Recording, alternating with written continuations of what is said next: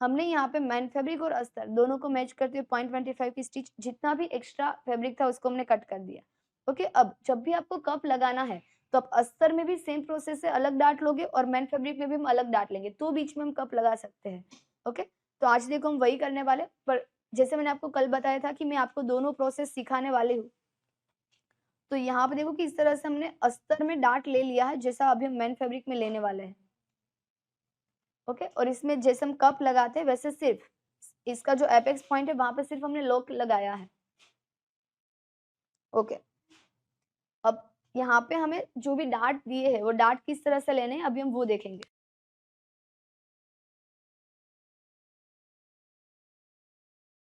अभी देखो कि यहाँ पे मैंने जो भी मार्क किया वो मार्किंग को सिर्फ मैं डार्क कर रही हूँ, आपको दिखाना इसलिए मैं डार्क कर रही हूँ, बाकी आपको कोई डार्क चौक से मार्क करने की जरूरत नहीं है।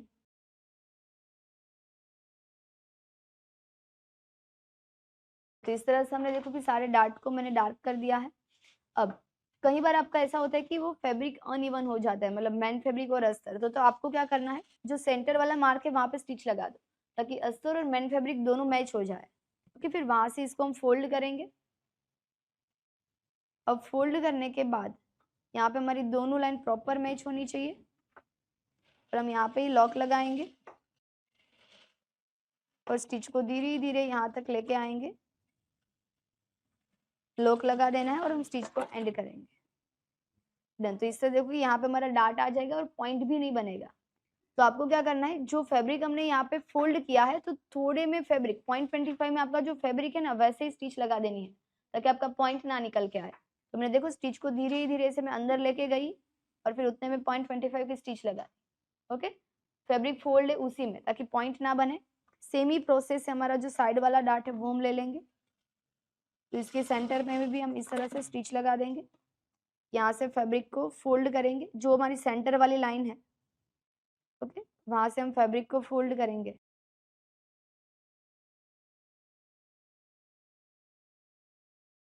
और धीरे धीरे मैं यहाँ पे डार्ट को अंदर लेके जाऊंगी और 0.25 जितने में हम अस्तर में मैच करते हुए स्टिच लगाएंगे ताकि देखो यहाँ पे भी कोई पॉइंट नहीं बनेगा। डन। तो इस तरह से हमारा साइड वाला जो डार्ट है वो भी आ चुका है। इसके बाद हम आर्म होल वाला डार्ट लेंगे। ये तो कट हो चुका है, कोई टेंशन नहीं है, ऐसे ही जो कट हुआ है वहां से ही फैब्रिक को हम टर्न करेंगे। यहाँ पे हम लॉक लगाएंगे। अब देखो कि ये फैब्रिक अपने आप ऐसे क्रॉस फोल्ड होगा, तो जहां पे क्रॉस फोल्ड हो रहा है वहां पे ही हम 0.25 अस्तर में सीधी स्टिच लगाएंगे। ओके, थोड़ा सा आगे स्टिच लेके जाएंगे। देखो इस तरह से मैं यहाँ पे क्रॉस स्टिच लेके गई और यहाँ पे मैंने इतने में 0.25 पे स्टिच लगा दी। ओके, जितना जो फैब्रिक टर्न हो रहा है उसी में। तो यहाँ पे भी देखो आर्मोल डार्ट में कोई पॉइंट बन के नहीं आएगा। ओके, सेम ही प्रोसेस से अब हमारा जो वेस्ट वाला डार्ट है वहां पे भी हम स्टिच लगा देंगे। तो नीचे की दोनों लाइन को हम प्रॉपर मैच करेंगे। पहले यहाँ पे हम लॉक लगाएंगे,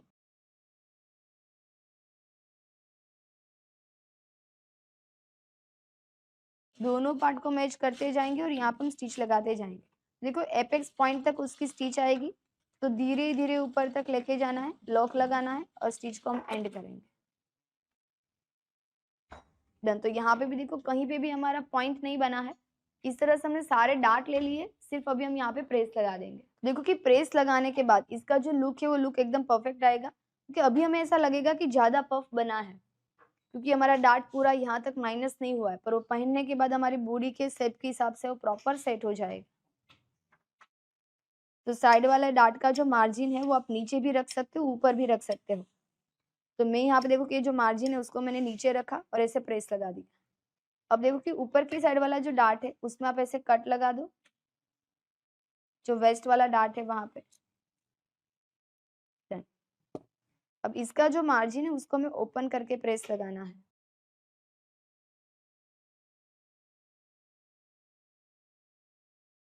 सेम ही प्रोसेस से साइड वाला डार्ट, इसका मार्जिन आप ऊपर भी जाने दे सकते हो, नीचे भी जाने दे सकते हो।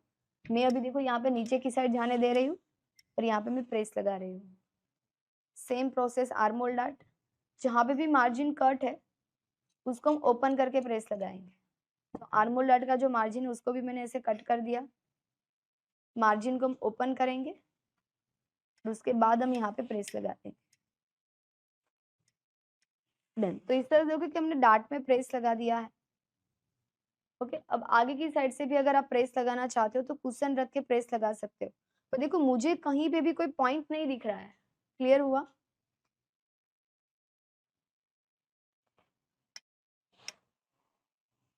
तो ऐसे करके नीचे राउंड कुशन रख के हम ऐसे बिठा देंगे ताकि जो भी थोड़ा बहुत भी ऐसे पॉइंट लग रहा है वो प्रॉपर बैठ जाएगा। क्लियर हुआ? देन सेम ही प्रोसेस से यहाँ पे हमारा जो वेस्ट वाला डार्ट है उसको हम फ्रंट में ऐसे आगे से ही मैं नीचे राउंड कुशन रखूंगी और मैं यहाँ पे प्रेस लगा दूंगी।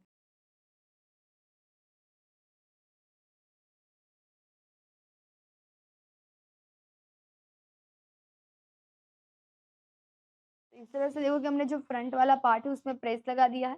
अब देखो मैंने इस तरह से नीचे की साइड राउंड कुशन ही रखा है तो देखो बॉडी का शेप प्रॉपर कवर हुआ।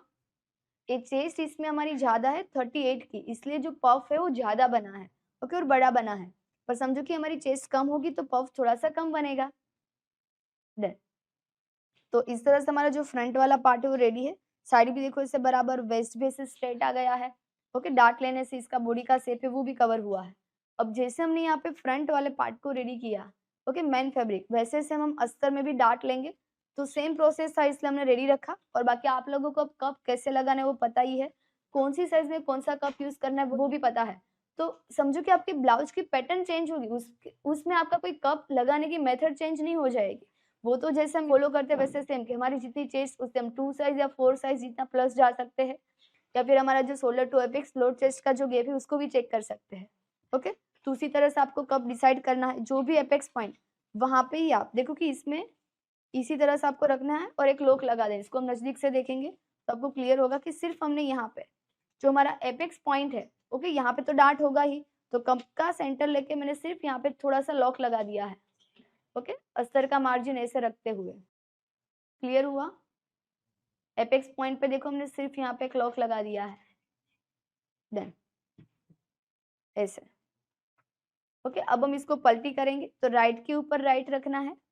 हम नेक पे यहाँ पे स्टिच लगाएंगे, वेस्ट पे स्टिच लगाएंगे, उसको पलटी कर देंगे। फिर यहाँ पे हमारे रेगुलर क्लिप आई जैसे होता है वैसे क्लिप आई हो जाएगा। ओके, तो इतना यहाँ पे हम पलटी करके देखते हैं। तो जहाँ पे भी हमारा नेक है, ओके, कैनवास और मेन फैब्रिक दोनों को हम प्रॉपर मैच करेंगे और 1/2 इंच के गैप पे हम यहाँ पे स्टिच लगा देंगे। पहले मैंने ऐसे ही स्टिच लगा दी, अब मैं प्रॉपर 1/2 इंच के गैप को ध्यान में रखूंगी और मैं दोबारा स्टिच लगा दूंगी।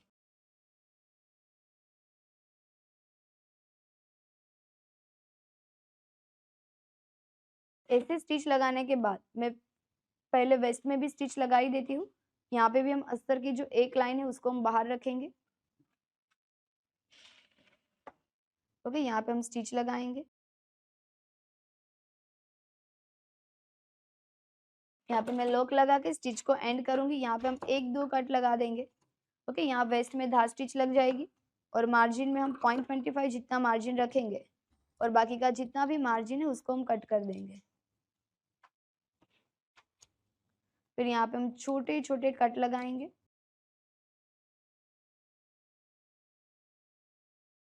और उसके बाद हम धार स्टिच लगाएंगे अस्तर वाली साइड। तो जो भी मार्जिन है वो सारा मार्जिन हमारा अस्तर वाली साइड जाएगा।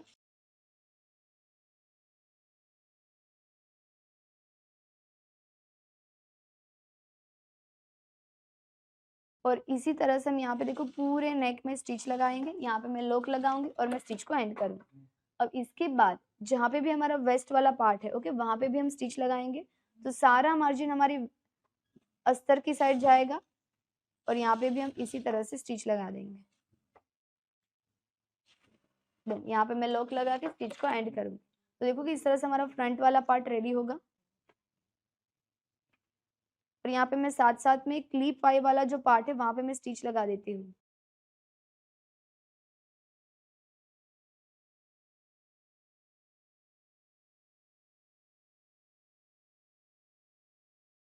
देन यहाँ पे भी मैं लॉक लगाऊंगी, स्टिच को एंड करूंगी।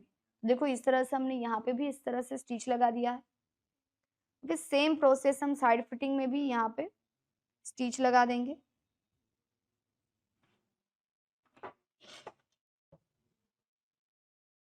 फिर उसके बाद हम प्रेस लगा देंगे।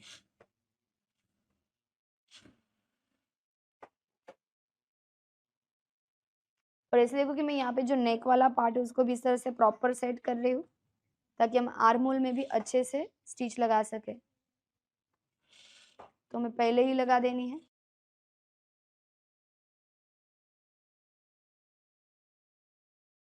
तो इस तरह देखो कि हमने पूरे में पहले स्टिच लगा दी है। लुक एकदम परफेक्ट आ रहा है, सिर्फ हम ऊपर से नॉर्मल प्रेस लगा देंगे। पहले देखो इस तरह से मैंने नेक में प्रेस लगाया। अब इसके बाद यहाँ पे हम वेस्ट वाला जो पार्ट है वहां पे प्रेस लगा देंगे। ओके, इस तरह से साइड वाले पार्ट में प्रेस लगा देंगे।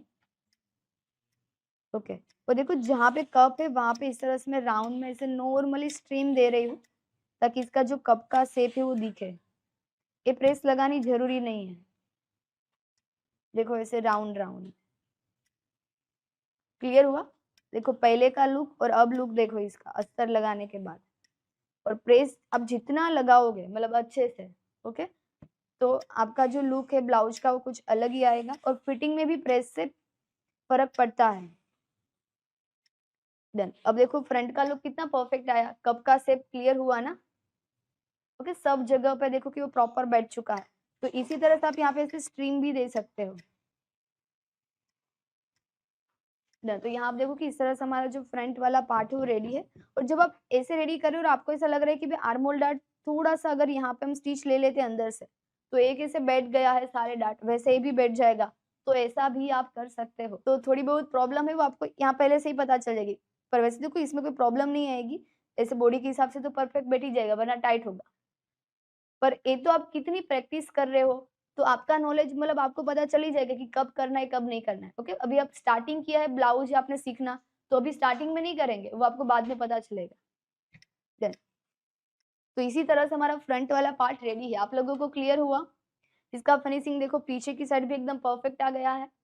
ओके, और अभी आप यहाँ पे देख सकते हो कि मेरी साइज के हिसाब का नहीं है, पर फिर भी देखो मैं यहाँ पे रखूंगी तो इसे समझ में तो आएगा कि जो भी बॉडी में हम पहनाएंगे वो बॉडी में उसके साइज के हिसाब से परफेक्ट बैठ जाएगा। तो इस तरह से हमने फ्रंट वाला पार्ट भी रेडी कर दिया है। आप लोगों को क्लियर हुआ?